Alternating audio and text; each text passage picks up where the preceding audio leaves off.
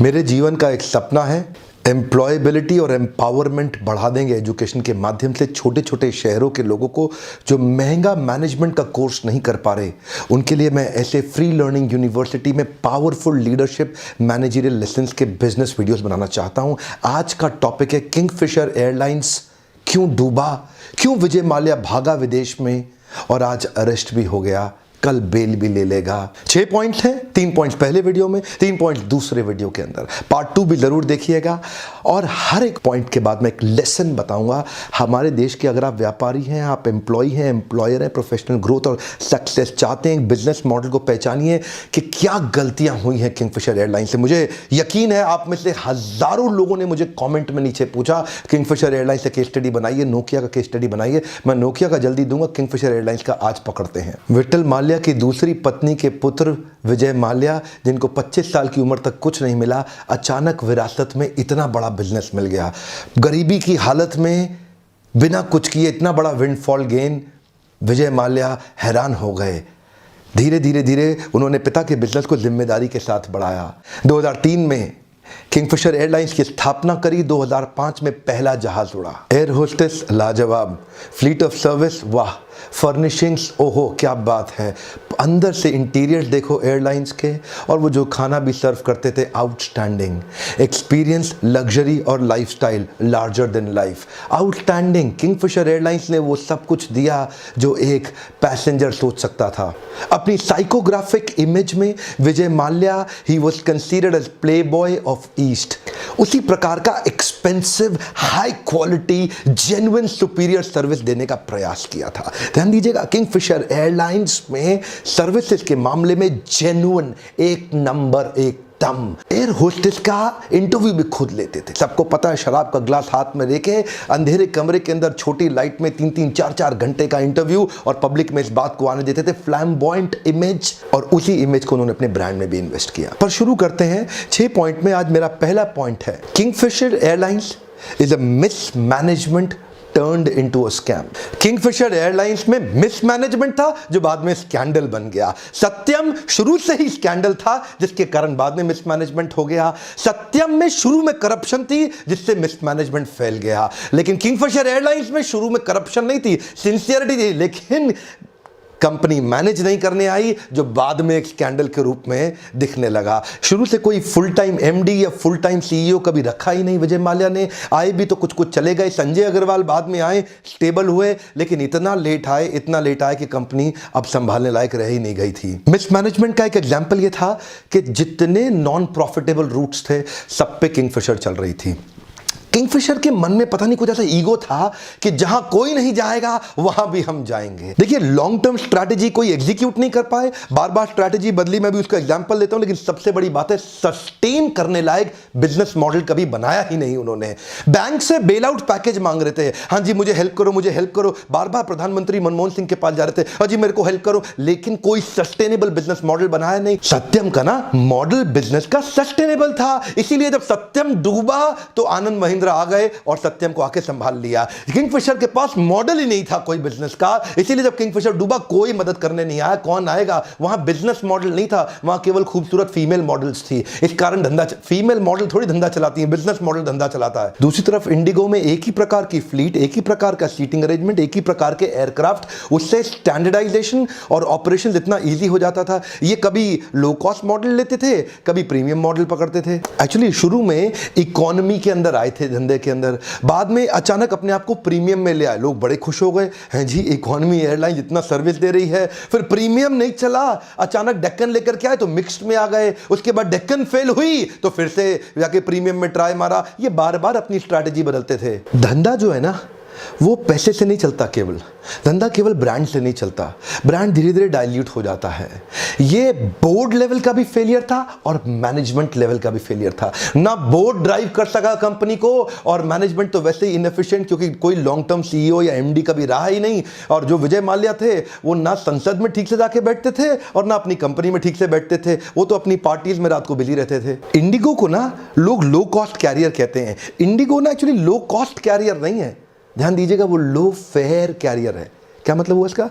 उनकी कॉस्ट कोई लो थोड़ी आ रही है। आपको क्या लगता है कॉस्ट लो है? उनके फ्यूल के चार्जेस तो किंगफिशर और इंडियन एयरलाइंस के बराबर ही हैं। उनके एयरपोर्ट चार्जेस भी बराबर ही हैं, उनकी पायलट सैलरीज भी बराबर ही हैं। ये सब बराबर होने के बावजूद केवल लाउंज एक्सेस और मील इतना सा फर्क लेकर के उसके बावजूद उन्होंने ऑपरेशनल एक्सीलेंस की मदद से बहुत प्रॉफिट कमाया। इंडस्ट्री तो सेम थी, बहुत प्रॉफिट कमाया। It is not about low cost carrier. बड़ी सरलता से समझ में आता है, किंगफिशर का मिसमैनेजमेंट था और इंडिगो का ऑपरेशनल एक्सीलेंस था। मेरा दूसरा पॉइंट है mistake of acquisition and expansion. दो भारी गलतियां इन्होंने करी। एक्विजिशन क्या किया? डेक्कन एयरलाइन खरीद ली। It was already a loss making and a bleeding non profit organisation.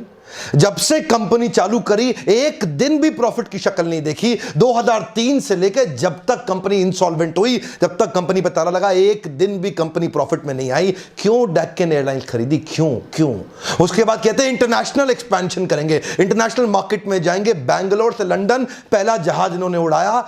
क्यों उड़ाया? एक्सपेंशन। जानते हैं इंटरनेशनल मार्केट के अंदर कंपटीशन भी ज़्यादा है और मार्जिन्स भी कम है और इन्वेस्टमेंट तो बहुत ही ज़्यादा है। हाई कंपटीशन, हाई इन्वेस्टमेंट और लो मार्जिन, ऐसे बिजनेस में एक्सपेंशन तो एक्विजिशन डेक्कन का और एक्सपेंशन इंटरनेशनल, ये कैसे खतरनाक साबित हुए समझते हैं। सेकेंड लार्जेस्ट एयरलाइंस होने के बावजूद लगातार लॉस कर रही है और इतना लॉस कर दिया कि अपने जीवन काल में $1 बिलियन से ज़्यादा का लॉस कर दिया। तब भी 550 करोड़ की डेक्कन एयरलाइंस खरीदी जिसको ये चला नहीं पाए। डेक्कन एयरलाइंस को उन्होंने नया रीब्रांड कर दिया और किंगफिशर रेड नाम दिया।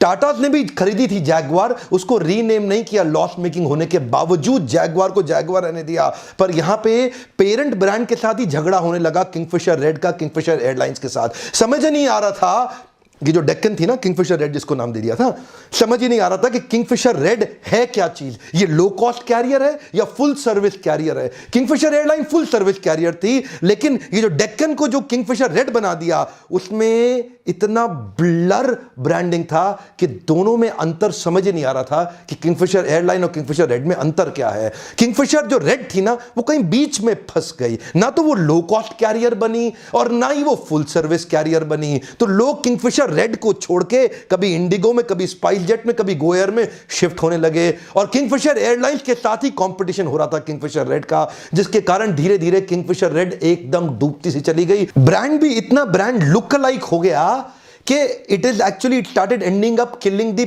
Parent brand. जो मदर ब्रांड था किंगफिशर एयरलाइन, ये उसको हर्ट करने लगा। एक्चुअली इतना सिंपल सा मॉडल था, इनको किंगफिशर रेड को लो कॉस्ट डोमेस्टिक कैरियर बना देना चाहिए था और किंगफिशर एयरलाइंस को प्रीमियम इंटरनेशनल ब्रांड बना देना चाहिए था। तो दोनों मार्केट कवर करने की कोशिश करते, उधर से प्रीमियम मार्केट कवर करते और इधर से लो कॉस्ट मार्केट भी कवर करते। आपस में एक दूसरे के साथ कॉम्पिटिशन खड़ा कर दिया और उसके बाद कुछ उसकी ब्रांड आइडेंटिटी बनी नहीं पाई। ये ठीक सिग्नल नहीं दिया मार्केट के अंदर, लोगों को कंफ्यूजन हुआ, उनको पता नहीं चला और वो डेक्कन एक्वायर करना एक बहुत बड़ी गलती हो गई। इंडिया में तो इनके दो ही कंपटीशन थे जो फुल सर्विस दे रहे थे, एयर इंडिया या जेट एयरवेज। अब एयर इंडिया और जेट एयरवेज से तो लड़ नहीं पा रहे, इंटरनेशनल एक्सपेंशन के लिए निकल गए। आपको पता है ना गोल्डन स्टेटमेंट क्या है? Expansion without gross margin is committing suicide. One more time, expand करते चले जाओ, ग्रॉस मार्जिन है नहीं, आत्महत्या कर रहे हो। बहुत सारे स्टार्टअप हमारे देश में इसीलिए खत्म हुए। बहुत सारे स्टार्टअप आज बढ़ाते जा रहे हैं, पैसा लिए जा रहे हैं,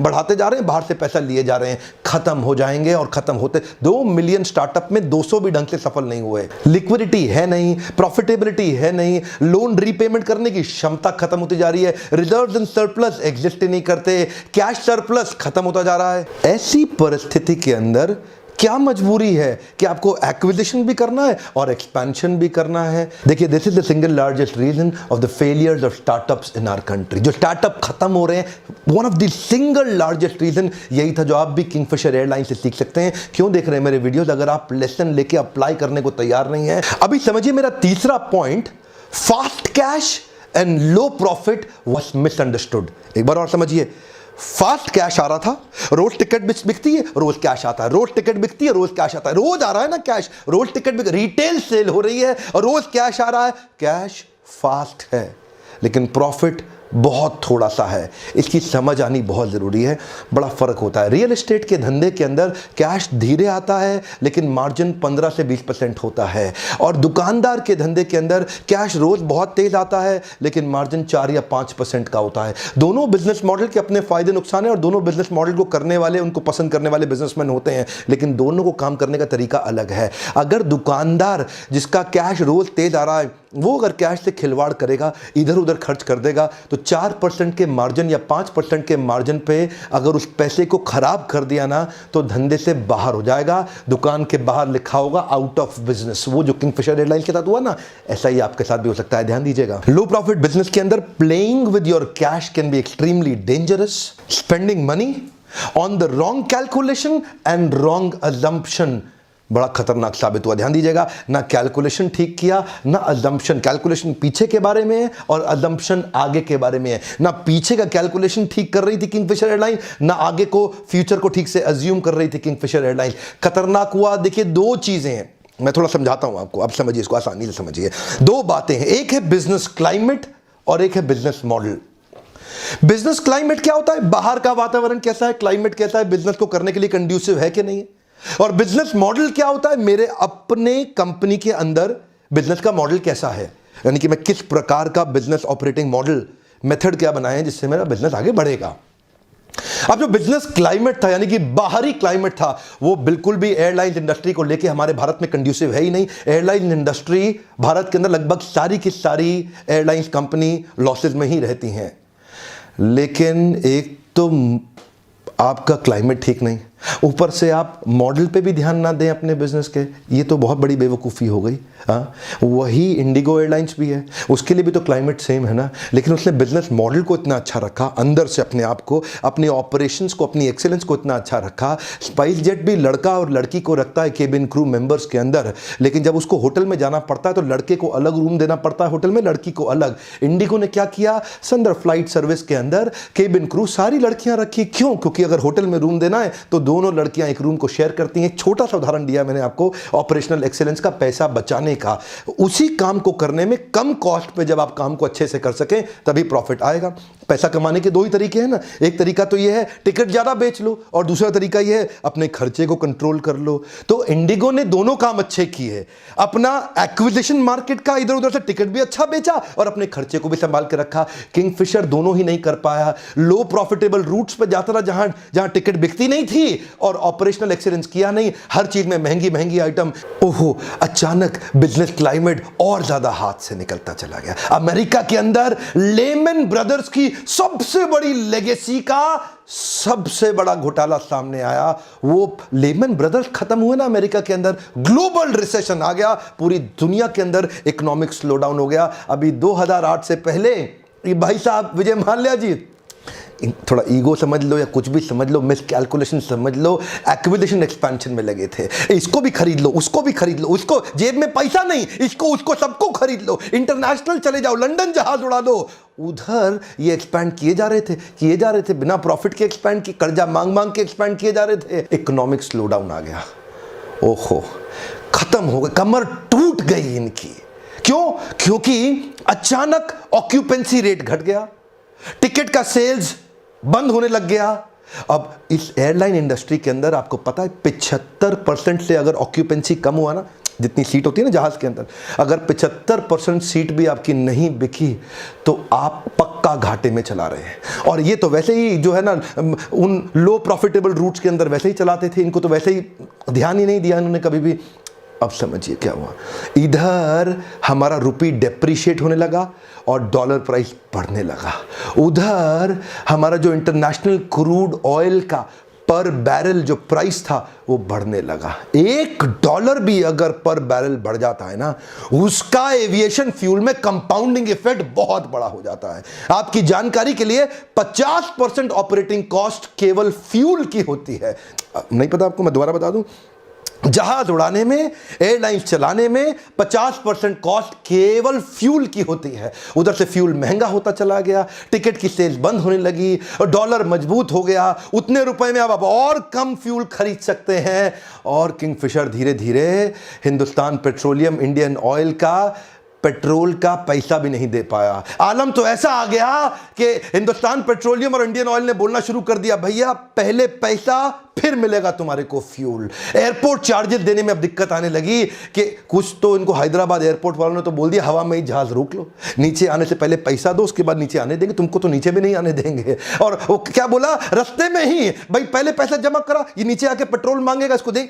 इतना हालत खराब, क्योंकि क्या है ना, एक्सपेंशन किए जा रहे थे और कैलकुलेशन हो नहीं रही थी। इस धंधे के अंदर अगर कोई 5% भी प्रॉफिट कमा लेना, he is doing really well, वो बहुत बढ़िया कर रहा है। सुब्रत रॉय को, सहारा एयरलाइंस को पहले ही समझ में आ गया था कि उनके बस की नहीं है जहाज उड़ाना, वो टाइमली एग्जिट मार गए। पर विजय माल्या असल में ना थोड़ा शायद हिसाब जोड़ना, वो बिजी थे, वो शराब की पार्टियों में बहुत बिजी थे। Actually you need deep pocket and loss absorption capacity.